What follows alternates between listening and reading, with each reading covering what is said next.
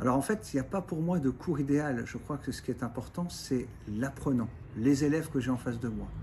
En fonction de chaque élève, de chaque problématique d'élève, on va proposer un peu un cours à la carte. On va souvent d'ailleurs partir soit des questions de la personne, soit de ses difficultés, quand il y en a pas forcément, hein, de ses questions, et on va construire les exercices et la manière d'animer la séance en fonction de l'élève, en fonction de ce qu'il va nous demander, de ce qu'il va nous dire. Ce qui est important aussi, c'est le projet final.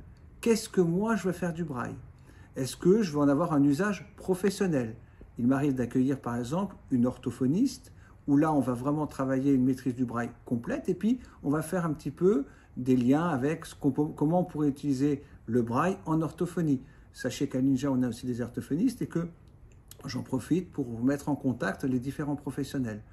Par contre, moi, je suis parent d'élèves et simplement, je veux connaître le braille. Et là, on va travailler sur, par exemple, des applications très concrètes. Comment écrire une recette, comment écrire, comment étiqueter ou étiqueter des objets. Et là, on va aussi peut-être travailler avec les AVGistes de l'établissement.